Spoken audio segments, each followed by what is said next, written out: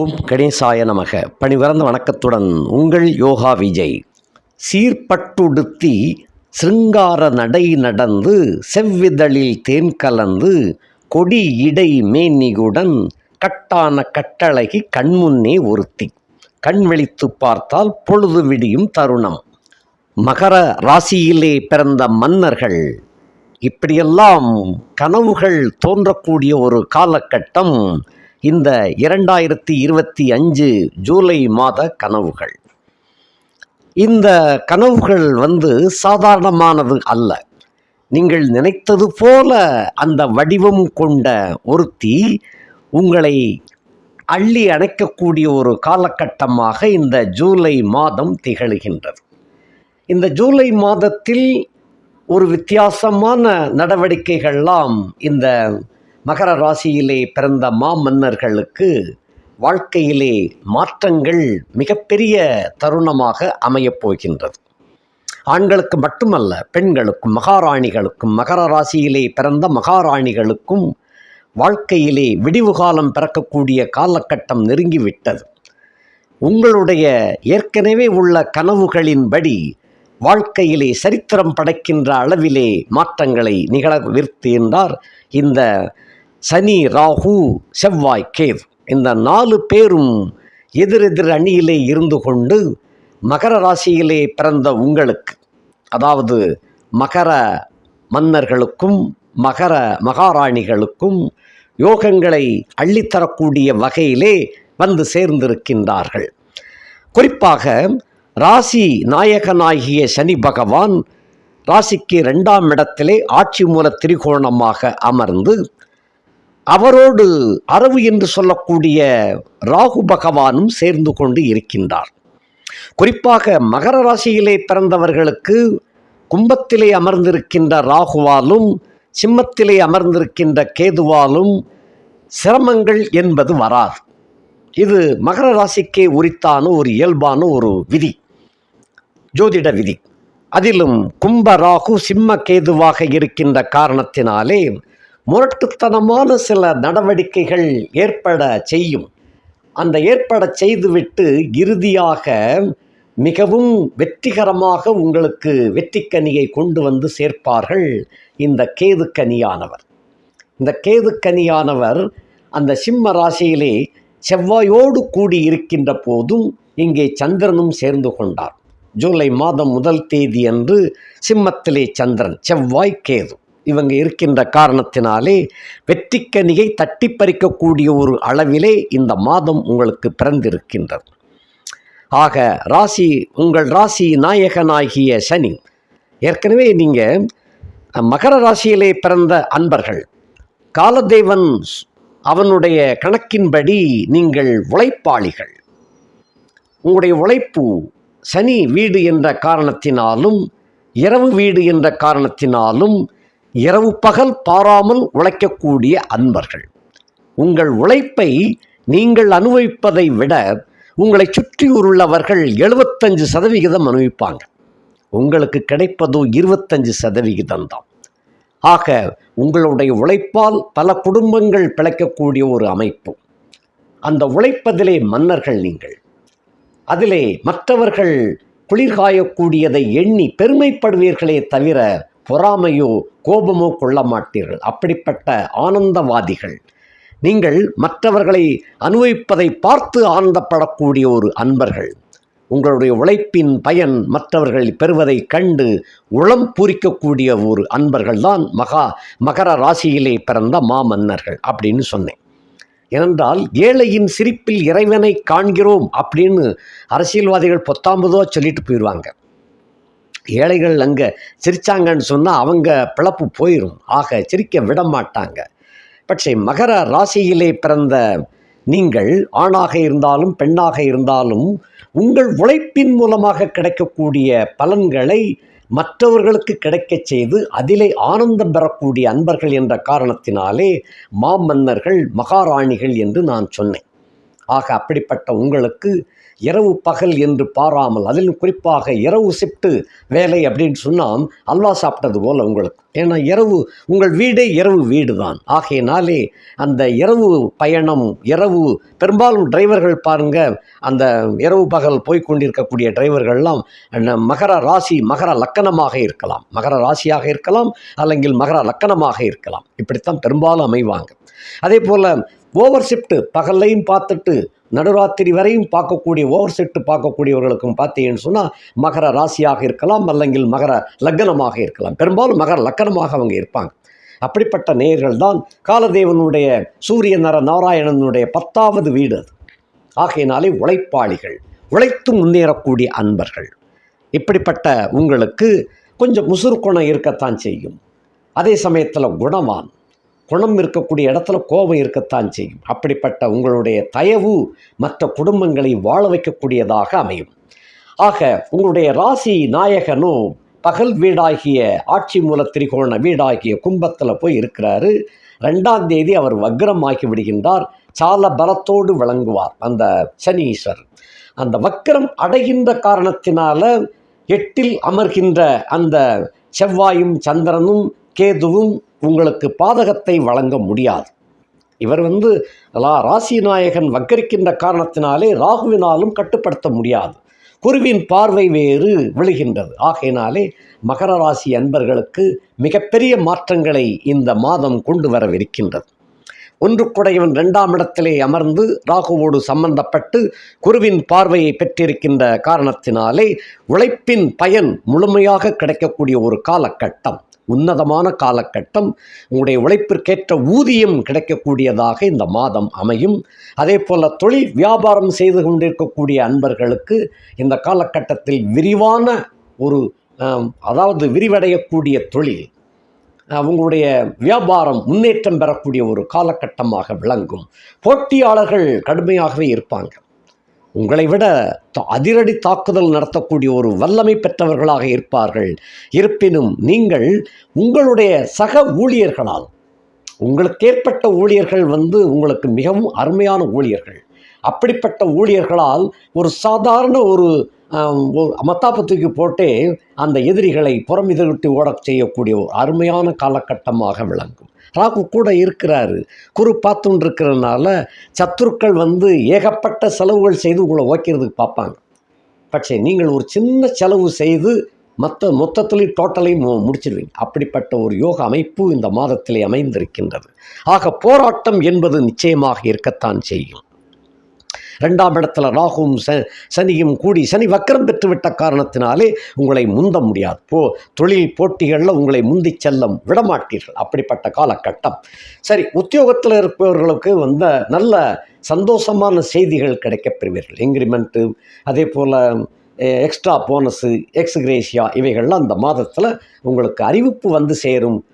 பலன் கையில் கிடைக்கக்கூடிய பலன் அடுத்த மாதமாக கிடைக்கும். அந்த மாதிரியாக அமையும். ஆக தனம், குடும்பம், வாக்கு சிறப்பாக இருக்கும். உங்களுடைய கௌரவம் முன்னேறும். இதற்கு முன் இருந்த அமைப்பை விட இந்த மாதத்தில் உங்களுக்கு தெளிவான மனநிலை அமையும். 8ஆம் இடத்துல கிரகங்கள் இருந்தால் மனம் பேதலிச்சு போயிடும்னு மொத்தத்தில் கணக்கு உண்டு. அதே சமயம் மகர ராசியில் பிறந்ததுனால சிம்மத்தில் செவ்வாயும் கேதுவும் இருக்கின்ற காரணத்தினாலே மனம் தெளிவடையும். மனம் பேதலிக்காது, மனம் தெளிவடையும். இதே வேறொரு ராசிக்கு இந்த மாதிரி இருந்துச்சுன்னு சொன்னால் மனம் பேதலிச்சு போயிடும். தோல்வி மேல் தோல்வி ஏற்படும், சிக்கல் ஏற்படும், அந்த மாதிரி போயிடும். இங்கே நீங்கள் மகர ராசி என்ற காரணத்தினால 8ஆம் இடத்துல இருக்கின்ற செவ்வாயும் கேதுவும் உங்களுக்கு சப்போர்ட்டாக தான் இருப்பாங்க, கெடுக்க மாட்டாங்க. அடுத்தபடியாக தனம், குடும்பம், வாக்கு ரொம்ப சிறப்பாக விளங்கும். குடும்பத்தில் குதூகலமான செய்திகள், சந்தோஷமான செய்திகள், சந்தோஷம் தரக்கூடிய சம்பவங்கள் நடக்கும். அந்த மாதிரி அமையும். 3-12 அதிபதியாகிய குரு பகவான் அந்த 6ஆம் இடத்துல போய் இருக்கிறார். 3க்குரியவன் 6ஆம் இடத்துல போய் இருக்கலாம். சகல சுகங்களையும் அவர் வழங்குவார். அதோடு லாபாதிபதி விரையாதிபதியாகிய குரு 6ஆம் இடத்திலே இருந்தால் விரயங்கள் தவிர்க்கப்படும். ஆக இதுவரைக்கும் தேவையற்ற செலவுகளெல்லாம் கடுமையாக ஓடிக்கொண்டு இருந்தது. செலவு தான் செஞ்சீங்களே தவிர வரவுகள் வந்த பாடாக இல்லை. கடன் வாங்கி செலவுகளை செஞ்சுக்கிட்டு இருந்தீங்க. இப்போ ஜூலை மாதத்தில் 2ஆம் தேதிக்கு பிறகு அந்த செலவை மிஞ்சிய வரவுகள் கிடைக்கக்கூடிய ஒரு அற்புதமான காலகட்டம். இங்கே குரு பகவான் ஆனந்த தாண்டவமாக அந்த மிதுன ராசியிலே சூரியனோடு இணைந்து அஸ்தமனம் அடைந்திருக்கின்ற காரணத்தினால செலவுகள் கட்டுப்பாட்டுக்குள் இருக்கும்.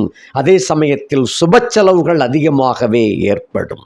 திருமணம் போன்ற சுபகாரியங்கள் உங்கள் குடும்பத்தில் வெகு விமரிசையாக நடக்கக்கூடிய ஒரு வாய்ப்பு, நடத்தி காட்டுவீர்கள். இப்படியெல்லாம் செஞ்சிருவானா அப்படின்னு எல்லோரும் நினச்சிக்கிட்டு இருக்க கட்டத்தில் நடத்தி காட்டுவீர்கள். அப்படிப்பட்ட ஒரு பெரிய அமைப்பு, உங்களுடைய துணிச்சலை பாராட்டக்கூடிய அமைப்பாக அது அமையும். 3ஆம் இடத்துக்குரியவன் 6ஆம் இடத்திலே அமர்ந்திருக்கின்ற காரணத்தினால நண்பர்கள் கூட்டம் உங்களுக்கு எதையும் செய்ய தயாராக இருப்பார்கள். பொதுவாக வெளியுலக நண்பர்கள், அந்நிய நண்பர்கள், அந்நிய ஜாதி மத நண்பர்கள், நண்பிகள் உங்களுக்கு என்ன வேணாலும் செய்ய தயாராக இருக்கக்கூடிய ஒரு கூட்டமே இருக்கும். ஆகையினால் உங்களுடைய வாழ்க்கை மாற்றம் மிகப்பெரிய மாற்றமாக இந்த மாதம் அமையும். அதே போல் பயணங்கள் இனிமையாக இருக்கும். 8ல் கரகம் இருந்துச்சுன்னு சொன்னால் பயணத்தில் சங்கடம் அப்படின்னு தான் சொல்லணும். உண்மையிலே அதைத்தான் சொல்லணும். இங்கே சிம்ம செவ்வாயாகவும் சிம்மக்கேதுவாகவும் இருக்கின்ற காரணத்தினாலும் 3 நாயகன் 6ஆம் இடத்திலே அஸ்தமனம் அடைந்து விட்ட காரணத்தினாலும் பயணம் வெற்றிகரமாக அமையும். அதே பொதுவாக நான் எல்லாருக்கும் சொல்லக்கூடியது மிதமான மிதமான வேகத்தில் சென்று வாருங்கள். அது இன்ட்ரெஸ்டாகவும் இருக்கும். அதிவேக பயணத்தில் எதையும் அனுபவிக்க முடியாது. நார்மலாக பயணம் பண்ணி பாருங்கள். அந்த எல்லாத்தையும் கவனிச்சுட்டு எல்லாம் சந்தோஷமாக சைட் சீனெல்லாம் அப்படியே கண்முன்ன வந்துக்கிட்டு இருக்கும். பார்த்து ரசிச்சுக்கிட்டே போகலாம். அந்த மாதிரி பண்ணணும். ஆக அந்த பயணத்தில் தான் அந்த இயற்கை சூழ்நிலைகள் எல்லாம் அனுபவிக்க முடியும். அந்த மாதிரி பண்ணுங்க. அதிக வேகம், எல்லா ராசிக்காரர்களுக்கும் நான் சொல்லக்கூடியது, அதிக வேகம் வேண்டாம். குறிப்பிட்ட அளவிலே அந்த வேகத்தோடு சென்றால் நாம் நல்லபடியாக போனாலும் எதிராளி ஒழுங்காக வராவிட்டால் நாம் சமாளித்து கொள்ள முடியும். ஆகையினாலே பயணம் பாதுகாப்பாக இருக்கட்டும். பற்றிய பயணம் உங்களுக்கு எந்த விதமான இடையூறும் கொடுக்காது. மாறாக யோகங்களை கொண்டு வந்து சேர்க்கக்கூடிய மாதமாக இது அமைந்திருக்கின்றது. அயன சயன போக பாக்கியம், இதில் எல்லாம் எந்த குறையும் இருக்காது. அருமையாக அனுபவிப்பீங்க. அப்படிப்பட்ட யோக அமைப்பு. 3, 4, 11க்கு அதிபதியாகிய செவ்வாய் என்ற கிரகம் அவர் உங்களுக்கு 7ஆம் இடத்துல போய் இருக்கிறார். 4க்கு உடையவன் 7ஆம் இடத்துல கேதுவோடு சம்பந்தப்பட்டும் சந்திரனோடு சம்பந்தப்பட்டும் இருக்கின்ற காரணத்தினாலே தாயாருக்கு பிணிப்பீடை ஏற்படத்தான் செய்யும். அவர்கள் உங்களுடைய நலனில் அக்கறை கொண்டு உங்களை வளர்த்தவர்கள். இப்பொழுது தாய்க்கு ஒரு ஆரோக்கிய குறைவு என்றால் நீங்கள் தடுமாறத்தான் செய்வீர்கள். அப்படிப்பட்ட தாய் அன்பு அதிகமாகவே வச்சிருப்பீங்க, வெளிக்காட்ட மாட்டீங்க. இப்போ தாய்க்கு உடல் நலம் இல்லைன்னு சொன்னால் கண்டிப்பாக நல்லபடியாக கவனிக்கக்கூடிய ஒரு வாய்ப்பு கிடைத்திருக்கின்றது. அதே போல் நீங்கள் கவனித்தாலே அவங்க குணம் ஆயிடுவாங்க. அவ்வளோதான். வேறு மருந்து மாத்திரைகள் கூட தேவையில்லை. அம்மாவை நீங்கள் அடிக்கடி கவனிச்சுக்கிட்டு இருந்தாலே போதும், சரியாக போகும். ஆக தாயின் ஆரோக்கிய குறைவு ஏற்பட்டு பின்னர் சரியாகிவிடும். வீடு சம்பந்தப்பட்ட வகைகளில், அதாவது உங்கள் ராசிக்கு அவர் 8ஆம் இடத்துல இருக்கிறார், 4ஆம் இடத்திற்கு அவர் 5ஆம் இடத்துல இருக்கிறார். ஆகையினால தாயாருக்கு உடல் கோளாறுகள் ஏற்பட்டு பின்னர் சரியாகிவிடும். 11ஆம் பதி 8ஆம் இடத்திலே இருந்து 11ஆம் இடத்தை நோக்குவதனால் இதே 11ஆம் இடத்தை சுக்கிரனும் பார்க்கிறார், சனியும் பார்க்கிறார். உங்களுடைய ராசி நாயகனும் பார்க்குறாரு, சுக்கிரன் யோகாதிபதி சுக்கிரனும் பார்க்குறாரு. அதே போல் லாபாதிபதி ஆகிய அந்த செவ்வாய் அவரும் பார்த்துக்கிட்டு தான் இருக்கார். அந்த வீட்டை, தன் வீட்டை தானே பார்த்தல் அந்த வீட்டை சிறப்பித்து கொடுக்கும் என்ற ஒரு பொருள்பட செவ்வாயின் பார்வையும் அங்கே விழுகின்றது. ஸோ 4 வகை சூழ்நிலைகளும் உங்களுக்கு லாபங்கள் பெருக்கமாக கிடைக்கும். அதில் கோளாறு இருக்காது. உங்கள் தொழில் இதுவரை இருந்து வந்த நட்டங்கள்லாம் மாறிவிடும். கெட்டவைகள் விலகி நல்லவைகள் வந்து சேரக்கூடிய காலகட்டம். பரஸ்பரமாக உங்களுக்கு என்ன லாபம் வர வேண்டுமோ அதுபோல் 3 மடங்கு லாபத்தை இப்பொழுது கொண்டு வந்து சேர்ப்பார்கள். சனி, சுக்கிரன், செவ்வாய் 3 பேரும் கட்டாயம் கொண்டு வந்து சேர்ப்பாங்க. இது உறுதி. ஆகையினால் லாபங்கள், தொழில் வியாபாரத்தில் நல்ல லாபங்கள், நல்ல முன்னேற்றங்கள் கிடைக்கும். அதே போல் இந்த சத்துருக்களுடைய தொல்லைகள் படிப்படியாக குறைந்து விடும். 5, 10க்கு உடைய சுக்கிரன் 5ஆம் இடத்திலே ஆட்சியாக இருக்கின்றார். இது ஒரு வகை யோகம். ஆக சனி சொந்த வீட்டில் இருக்கிறார் நாயகன். யோகாதிபதி சுக்கிரன் 5, 10க்குடைய கேந்திர கோணாதிபதி ஆகிய யோகாதிபதி 5ஆம் இடத்திலே ஆட்சியாக இருக்கின்ற காரணத்தினாலே உங்களுக்கு நீங்கள் தொட்டது தொலங்கும், விளங்கும், விருத்தியாகும். நீங்கள் செய்த முன் ஜென்மத்தில் செய்த அந்த புண்ணியங்கள் இப்பொழுது வந்து ரெஃப்ளெக்ஷன் ஆகின்றது. அவ்வளவுதான்.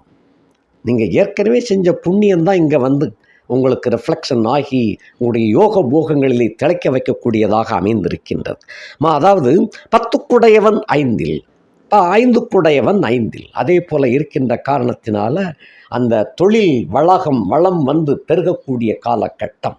உத்தியோகத்தில் இருக்கின்றவர்களுக்கு பணி உயர்வு செய்தி கிடைக்கக்கூடிய தோரணையில் இருக்கின்றது. இப்போ கிடைக்காது, நான் சொல்லப்படி நல்லா கவனிச்சுக்கங்க.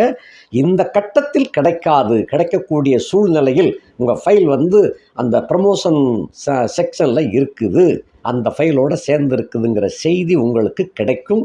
அதுவே உங்களுக்கு சந்தோஷமாக இருக்கும். கிட்டத்தட்ட ஒரு 3-4 மாதத்தில் இந்த வருஷம் முடிவதற்குள்ளாக நிச்சயமாக பணி உயர்வு ஆணை கிடைக்கப் பெறுவீர்கள். நிச்சயமாக கிடைக்கும். அது உங்களுக்கு இரட்டிப்பு சம்பள உயர்வோடு கூட வரக்கூடிய ஒரு வாய்ப்பாக அது அமையும். அதே சமயத்தில் பூர்வ புண்ணிய சொத்து பத்துக்களில் இருந்த வில்லங்கம் கொஞ்சம் ஒரு சண்டை கலைபரம் நடந்து அதற்கு பின் அந்த சொத்து பத்துக்கள் உங்களுக்கு கைக்கு வந்து சேரக்கூடியதாக அமையும். இதில் குறிப்பாக அந்த சகோதர வர்க்கத்தின் மூலமாக, ஏனென்றால் இந்த இடத்துல 8ல் உள்ள செவ்வாயை நம்ம இப்போ பார்க்கணும். செவ்வாய் என்பவன் சகோதர காரகன். அந்த செவ்வாய் சகோதர காரகன் தாய் வீட்டு சம்பந்தம். 4ஆம் வீடு அப்படிங்கிறதுனால தாய் வீட்டு சம்பந்தம். 11ஆம் வீடு என்பதனால மூத்த சகோதர சகோதரிகள். இந்த மாதிரியாக அமைப்பு அப்படிங்கிற காரணத்தினால தாய் வழியில் உள்ள பங்காளிகள், நல்லா கவனிச்சுக்கங்க, தாய் வழியில் உள்ள பங்காளிகள், தாய் வீட்டு சொத்து அந்த மாதிரி கணக்கு. தோப்பனார் வீட்டு சொத்து அது வேற கணக்கு. தாய் வீட்டு சொத்தில் வந்து மூத்த பங்காளி, உங்களுடைய பெரியம்மா மகன் அந்த மாதிரி கணக்கு வரும், பெரியப்பா மகன் அந்த மாதிரி கணக்கு வரும். இப்படிப்பட்ட வகையிலே உள்ளவர்களோடு போட்டி கடுமையாக இருக்கும். சண்டை வந்து கடும் சண்டை ஏற்படும். அந்த சண்டை வர்றதுனால தான் தாய்க்கு வந்து உடல்நல கோளாறே வரும். அதுக்கப்புறம் நீங்கள் கவனிக்கிறதுனால சரியாக போயிடும். ஆக அந்த சண்டை கொஞ்சம் கலவரமாகவே மாறி அந்த சண்டையின் மூலமாக கலவரத்தின் நிறைவாக உங்களுக்கு உரிய நியாயமான சேர வேண்டிய பங்கு வந்து சேர்ந்து விடும். அதில் உங்களுக்கு துளியும் நம்பிக்கை குறைவு வேண்டாம். கட்டாயம் உங்களுடைய சொத்து, உங்களுடைய பங்கு உங்கள் அம்மாவுக்கு வந்து சேரும். அது உங்களுக்குத்தான் வரக்கூடியதாக அது அமையும். சில பேருக்கு உயில் சொத்துக்கள் மூலமாக சண்டை சச்சரவு வரும். ஏற்கனவே எழுதி வச்சுட்டு போயிருப்பாங்க உங்கள் பாட்டி, தாய் அம்மா பெற்ற அம்மா வந்து எழுதி வச்சுட்டு போயிருப்பாங்க. உங்கள் அம்மாவுக்கு சேரணும்னு எழுதி வச்சுருப்பாங்க. அதனால் சண்டைக்காடு நடந்துக்கிட்டு இருக்கும். சண்டையில் நீங்களும் பங்கெடுக்க வேண்டிய சூழ்நிலை. அதில் பங்கெடுத்ததுக்கு அப்புறம்தான் அந்த குழப்பங்கள் ஒரு முடிவுக்கு வரும். அப்படிப்பட்ட நிலையிலே இருக்கின்றது. ஏனென்றால் 10ஆம் இடத்துக்குரியவன் கேந்திர ஆதிபத்திய தோஷம் பெற்றவன். இந்த தோஷம் பெற்றவன் சொந்த வீட்டில் தான் போய் உட்கார்ந்துருக்கிறார். அதனால் சண்டை வரத்தான் செய்யும். சண்டை கலகம் பிறந்தால்தான் நீதி பிறக்கும் அப்படிம்பாங்க. இந்த கலகத்தை உண்டாக்குவதே உங்களுக்கு நீதி கிடைக்க வேண்டும் என்ற காரணத்துக்காகத்தான் உண்டாகும். அப்படிப்பட்ட யோக அமைப்பு இருப்பினும் அந்த எப்படினாலும் சண்டை போட்டு தான் அது கிடைக்க போகுது. இந்த மாதத்தில் அந்த சண்டை வரக்கூடிய வாய்ப்பு அதிகமாக இருக்குது. அதே போல் குலதெய்வ வழிபாடு அப்படின்னு சொல்லக்கூடிய வகையில் அது என்னென்ன செய்யணுமோ அதெல்லாம் இந்த மாதத்தில் நிறைவேற்றக்கூடிய ஒரு அமைப்பு காணப்படுகின்றது. பிள்ளைகளுக்காக நீங்கள் செய்யக்கூடிய சில காரியங்கள் பிள்ளைகளுக்கு வெற்றிகரமாக அமையும். ஒரு பள்ளிக்கூடத்தில் சேர்க்கிறதோ, கல்லூரிகளில் சேர்க்கிறதோ, இல்லை திருமண விஷயங்கள் பேசுகிறதோ, இவைகள் அனைத்தும் அதாவது மகர ராசியிலே பிறந்த உங்களுக்கு உங்களுடைய பிள்ளைகளுக்காக செய்யக்கூடிய, ஏனென்றால் உங்களுடைய பிள்ளைகள் என்பது 5ஆம் வீடு. 5ஆம் வீட்டு சுக்கிரன் வந்து 5ஆம் இடத்துல சொந்த வீட்டில் இருக்கிறாரு. ஆகையினாலே பிள்ளைகளுக்காக நீங்கள் எடுக்கக்கூடிய முயற்சி நிச்சயமாக வெற்றி பெறும். அந்த மாதிரி குலதெய்வத்தினுடைய அருளோடு அது வெற்றி கிடைக்கும். அந்த ஒரு சுபகாரியம்னா கூட கடைசி நேரத்தில் வந்து கேன்சல் ஆயிடுச்சு அப்படிங்கிற செய்தியோடு வரும் அப்படின்னா நீங்கள் நினச்சிக்கிட்டு இருப்பீங்க. அந்த மாதிரி தான் பேச்சு வார்த்தைகள் நடந்து முடிஞ்சிருக்கு அப்படின்னு வரும்போது இறுதி நிலவரத்தில் வந்து திடீரென்று ஓகே சொல்லிடுவாங்க. அந்த ஓகே சொன்னதுனால அதுதான் குலதெய்வத்தினுடைய அருள் அப்படின்னு சொல்கிறோம். அந்த மாதிரி கட்டங்கள் உங்களுக்கு நிஜமாகவே தெரியும். இதெல்லாம் நம்புறதா நம்ப முடியாதா அப்படிங்கிற கட்டத்தில் இருப்பீங்க. நம்பக்கூடிய வகையில் அப்போத்தான் குலதெய்வத்தினுடைய அருள் வந்து வேலை செஞ்சுருக்குன்னு நீங்கள் உணரக்கூடிய ஒரு சக்தி கிடைக்கும். சில பேருக்கு உணர்ச்சி பூர்வமாக அந்த குலதெய்வத்தினுடைய அருளை காண்பீர்கள். அப்படிப்பட்ட நேயர்கள் மகர ராசிக்காரங்க, உங்களுடைய உழைப்புக்காக குலதெய்வமே உங்களுக்கு வந்து சப்போர்ட் பண்ணக்கூடிய ஒரு நேதி. அந்த மாதிரி இருக்கும். 10ஆம் இடத்துக்குரியவன் 5ஆம் இடத்திலே இருந்துச்சுன்னா 5ஆம் இடத்தை கெடுத்து விடுவான் அப்படின்னு ஒரு கணக்கு உண்டு. அது 5ஆம் இடத்துல அவர் சொந்த வீட்டில் இருக்கிறாரு. ஆகையினாலே அது யோகாதிபதியாகவும் இருக்கின்றார். 5 10 கேந்திர கோணாதிபதி யோகாதிபதியாகி அவருக்கு கேந்திரத்தில் தான் ராசி நாயகன் அமர்ந்திருக்கின்ற காரணத்தினால கெட்டது சில இது நடந்தாலும் அந்த முடிவு உங்களுக்கு நல்லபடியாக அமைந்துவிடும். இது ஒரு முக்கியமான ஒரு நிகழ்ச்சி. ஜூலை மாதத்தில் அப்படி நடக்கும். அடுத்தபடியாக 6க்கும் 9க்கும் உடைய அந்த புதன் என்ற கிரகம், 6ஆம் வீடு என்பது கடன் சத்துரு நோய், 9ஆம் வீடு என்பது தோப்பனார் வர்க்கங்களை காட்டக்கூடிய வீடு. ஆக எதிரி யாரு அப்படின்னு இப்போ உங்களுக்கு புரிஞ்சிருக்கும். 2க்கும் ஒரே கிரகம்தான் அதிபதி. ஆக தோப்பனார் கூட்டங்கள் தான் உங்களுக்கு எப்பயுமே எதிரிகளாக ஜென்ம விரோதிகளாக விளங்குவாங்க. மகர ராசி மகர லக்கணத்துக்காரங்க, கடகராசி கடகலக்கணத்துக்காரங்க, மீனராசி மீனலக்கணத்துக்காரங்களுக்கெல்லாம் இந்த தோப்பனார் வர்க்கம்தான் எப்பயுமே கொஞ்சம் எதிரிகளாக இருப்பாங்க. இது அந்த லக்கணத்தில் பிறந்தாச்சுனாலே அப்படித்தான் ஆகும் அப்படின்னு ஒரு கணக்கு உண்டு. இதே போல தான் கடக ராசி கடகலக்கணத்துக்கும் 6 9 கூடையவன் குருவாக வருவான். இங்கே மகர ராசியிலே பிறந்த உங்களுக்கு 6 9க்கு அதிபதி ஆகிய புதன் பகவான். இந்த புதன் உங்கள் ராசிக்கு 7ஆம் இடத்துல இருக்கிறார். இந்த 7ஆம் இடத்துல இருந்து கொண்டு இருக்கின்ற காரணத்தினால நல்ல அருமையாக பேசுவாங்க, நல்லா இருக்கும், சர்க்கரையாக பேசுவாங்க, அதிலெல்லாம் கோளாறு கிடையாது.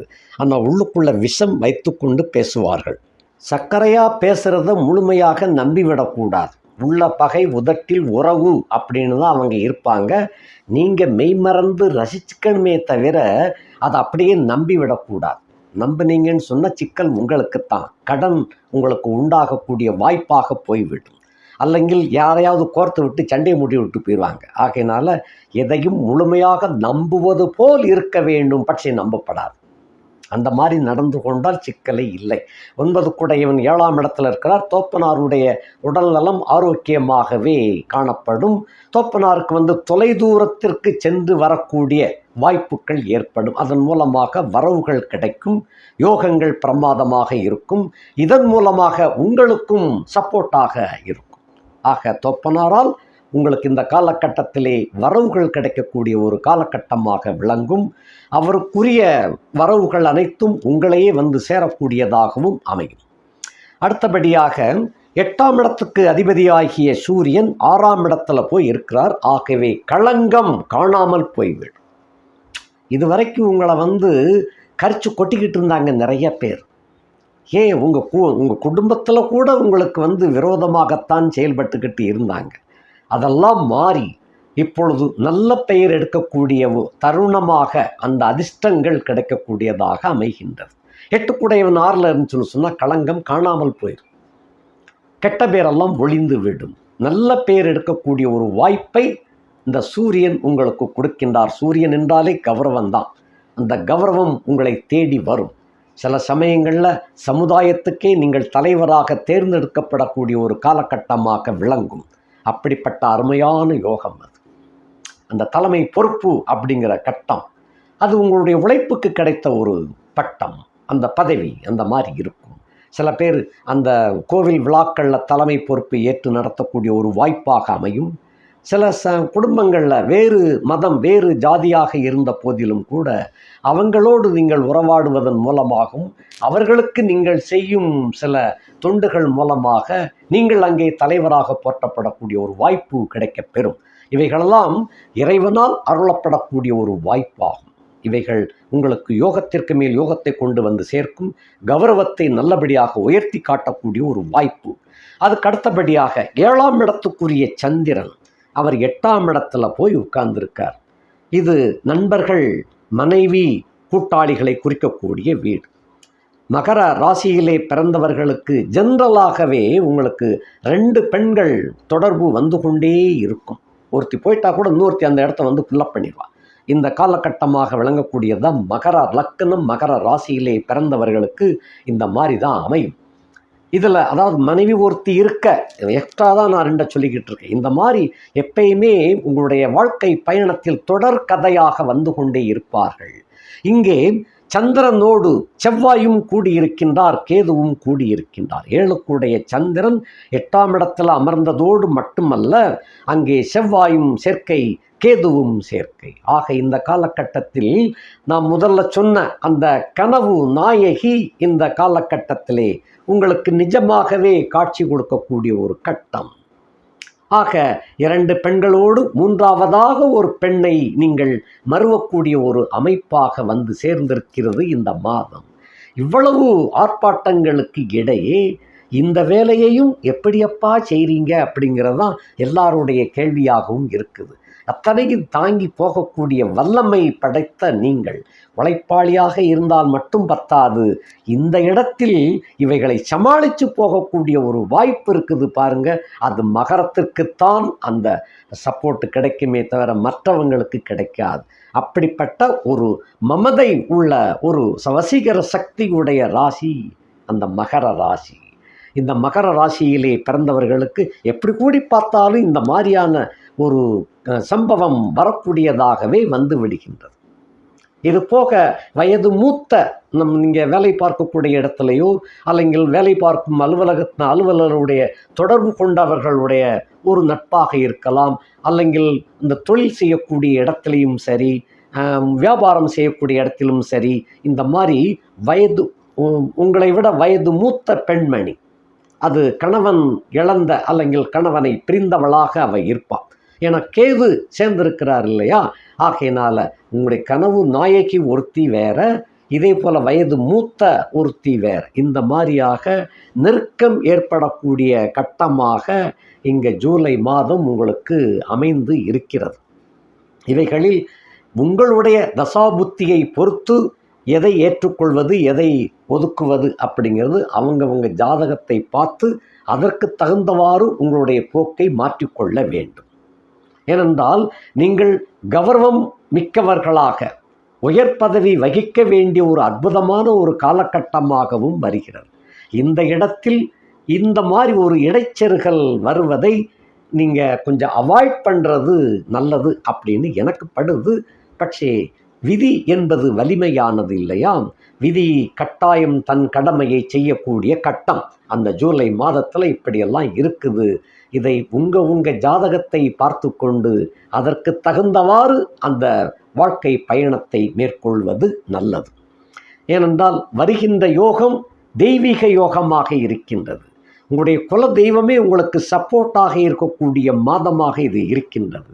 உங்களுக்கு கெட்டது நடக்க வேண்டிய கட்டத்தில் அதை அவாய்ட் பண்ணிட்டு நல்ல யோகங்களை கொண்டு வந்து சேர்க்கக்கூடிய அமைப்பு இந்த மாதம். ஆகையினாலே உங்களை கூட ஆரம்பத்தில் நான் இதை குறித்து பார்க்கும்போது மகர ராசிக்காரங்களுக்கு போக்குவரத்தை தடை பண்ண சொல்லலாமா அப்படின்னு கூட யோசித்தேன். அந்த மாதிரி இல்லை. 8 கூடையவன் 6ஆம் இடத்துல போய் குருவோடு சம்பந்தப்பட்டு அந்த குரு அஸ்தமனம் அடைந்திருக்கின்றதனாலும், அதே போல் 5-10 கூடையவன் ஆட்சியாக இருக்கின்ற காரணத்தினாலும் பயணங்களில் எந்த தொந்தரவும் வராது, பயப்பட வேண்டிய அவசியமில்லை. அதே போல் பயணம் நிதானமான பயணமாக வைத்து கொள்ளுங்கள். சாமி தான் சொல்லிட்டார்ல நல்லா இருக்குன்னு சொல்லிட்டு அதுக்காக 80, 100, 120 வேகத்தில் போகப்படாது. நிதானமான வேகம் எப்பயுமே நல்லது. எதிராளி சரியாக வராமல் இருந்தால் கூட, தவறாக வந்தால் கூட நாம் அதை சமாளித்து கொள்ள முடியும். ஆகையினாலே அனைத்தையும் யோஜனை பண்ணித்தான் பேசுகிறேன். போக்குவரத்தில் எந்த இடையூறும் ஏற்படாது. வண்டி வாகனங்கள் மாற்றக்கூடிய ஒரு அமைப்பெல்லாம் உண்டு. 5ஆம் இடத்திலே இருக்கின்ற காரணத்தினாலே வண்டி வாகனங்கள், புதிய வாகனம் வாங்கக்கூடிய ஒரு அமைப்பெல்லாம் இருக்கின்றது. 6ஆம் இடத்துல சூரியனும் வியாழனும் இருப்பது கௌரவம் மிக உயர்ந்த கௌரவம் கிடைக்கக்கூடிய ஒரு அமைப்பு உண்டு. சில பேருக்கு உத்தியோக வாய்ப்புகளை தேடிக்கொண்டிருக்கின்ற நேயர்கள் மகர ராசிக்காரர்களுக்கு நிச்சயமாக அரசு உத்தியோகம் கிடைக்கக்கூடிய, அரசாணை கிடைக்கக்கூடிய ஒரு வாய்ப்பாகவும் இது இருக்கின்றது.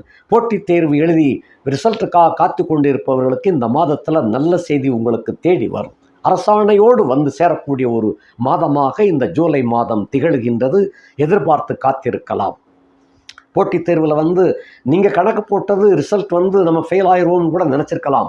பட்சே அதுக்கு மாறாக நல்ல மாற்றமாக நீங்கள் நல்ல மார்க் எடுக்க போய்த்தான் உங்களுக்கு ஆணையோடு சேர்ந்து வரக்கூடிய ஒரு உத்தரவாக இருக்கும். நீங்கள் பாஸ் பண்ணிட்டீங்க அப்படிங்கிறது அது மூலமாக தெரிஞ்சுக்கிடலாம். அந்த மாதிரி இருக்கின்றது. பள்ளி குழந்தைகளுக்கு, மகர ராசியிலே பிறந்த பள்ளி குழந்தைகளுக்கு நல்ல கல்வி கூடங்கள் அமையக்கூடியதாக அமையும். நல்ல கல்லூரி கிடைக்கப் பெறுவீர்கள். அதே போல் திருமண வயதை நெருங்கி கொண்டிருக்கக்கூடியவர்களும் திருமணத்திற்காக ஏற்கனவே காத்து கொண்டிருப்பவர்களுக்கும் இந்த மாதம் குரு 6ஆம் இடத்துல போயிடுச்சு அப்படின்னு பயப்பட வேண்டாம்.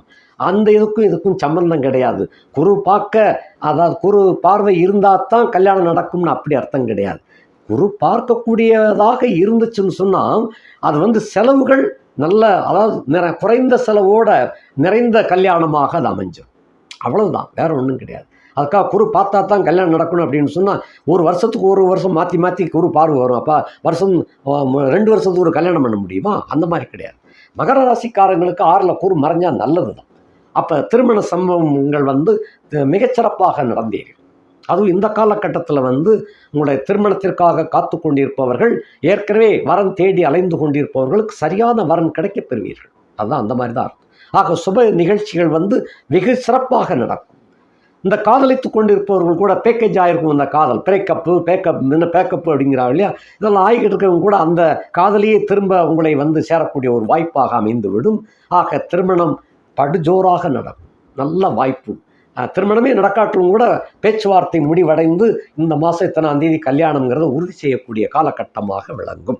அதே போல் குடும்பத்தில் உள்ளவர்கள், கணவன் மனைவி, அந்த குடும்ப பிரச்சனைகள் என்ன அப்படின்னு சொன்னால் குடும்பத்தில் சின்ன சின்ன பிரச்சனைகள்லாம் வரும். ஏன்னா 2ஆம் இடத்துல சனியும் ராகு இருந்துச்சுன்னா சின்ன சின்ன வாக்குவாதங்கள் இருக்கும். அதே சமயத்தில் அவர் குரு பார்வை இருக்கின்ற காரணத்தினால அது செல்ல கோபமாக அது மாறி சிருங்கார ரசத்தோடு அது முடிஞ்சிடும். ஒரு ஹக்கோட முடிஞ்ச அந்த கோபத்தை ஹக்கு பண்ணி சரி பண்ணிடுங்க, அந்த மாதிரி போயிடும். அப்படிப்பட்ட ஒரு அருமையான காலகட்டமாக அது இருக்கிறது. ஆகையினாலே குடும்பத்திற்குள் குழப்பங்கள் யாரும் விளைவிக்க முடியாது. விளைவிக்கக்கூடியவர்களுக்கு சிக்கல் உண்டாகும். அந்த மாதிரி அமையும். ஏனென்றால் நீங்கள் உஷாராக இருக்கக்கூடிய காலகட்டம் இது. இந்த நேரத்தில் சத்துருக்கள் ஊடாடி உங்கள் குடும்பத்தை கெடுக்கலாம்னு பார்த்தாங்கன்னா அவங்க தான் தோல்வி அடைவார். அப்படிப்பட்டதாக இருக்குது. இந்த 8ல் செவ்வாய் கேது சந்திரன் இருக்கிறதுனால அந்த மாதிரியெல்லாம் அமைஞ்சிருமோ அப்படின்னு பயப்பட வேண்டாம். இந்த மாதத்தில் உங்களுக்கு நிறைய மாற்றங்கள், அது நல்ல மாற்றங்களாக அமையக்கூடியதாகவே இருக்கின்றது. அடுத்தபடியாக அந்த வயது முதிர்ந்தவர்கள் அப்படின்னு பார்க்கும்போது அவங்களுக்கெல்லாம் வைத்திய செலவு இருக்கத்தான் செய்யும். வைத்திய செலவு இருக்கும். அதே சமயத்தில் வேதனைகள் குறையும். மன சந்தோஷம் கிடைக்கப் பெறுவீர்கள். குடும்பத்தில் நிகழ்கின்ற சுபகாரியத்தை பார்த்து ஆனந்தம் அடையக்கூடிய காலகட்டமாக விளங்கும். உங்களுடைய பிள்ளைகள் நல்லபடியாக கவனித்துக் கொள்ளக்கூடியதாகவும் அமையும். ஏனென்றால் 5ஆம் இடத்துல சுக்கிரன் ஆட்சியாக இருக்கின்ற காரணத்தினாலே வயது முதிர்ந்த மகர ராசிக்காரர்களை உங்களுடைய பிள்ளைகள், பேரப்பிள்ளைகள் எல்லாம் இந்த காலகட்டத்தில் நல்லபடியாக பார்த்துக்கிடுவாங்க. பயப்பட வேண்டிய அவசியம் இல்லை. பெண்களை பொறுத்தமட்டில் இந்த மாதத்தில் நீங்கள் நினைத்த காரியத்தை சாதித்து காட்டக்கூடிய மாதமாக அமையும். உங்களுடைய கனவுகள் எதுவோ அது நனவாகக்கூடிய ஒரு அமைப்பாக, மிக அமோகமாக நீங்கள் எல்லாத்தையும் வெற்றி பெறக்கூடிய அமைப்பாக இந்த மாதம் அமைந்திருக்கின்றது. பெண்களுக்கு உரித்தான சில கோளாறுகள், அதாவது அடிவயிறு சம்பந்தப்பட்ட கோளாறுகள் வந்துட்டு சரியாக போயிடும். பயப்பட வேண்டியதில்லை. ஆகையினால் இந்த மாதத்தில் மகர ராசியிலே பிறந்த அத்தனை பேருக்கும் செவ்வாய் கேது, சனி ராகு, இந்த சேர்க்கைகள், இந்த சம்பந்தம், இவைகளின் மூலமாக கெடுபலன்கள் அவ்வளவாக இல்லை. நல்ல யோக போகத்தோடு விளங்கப் போகின்றீர்கள்.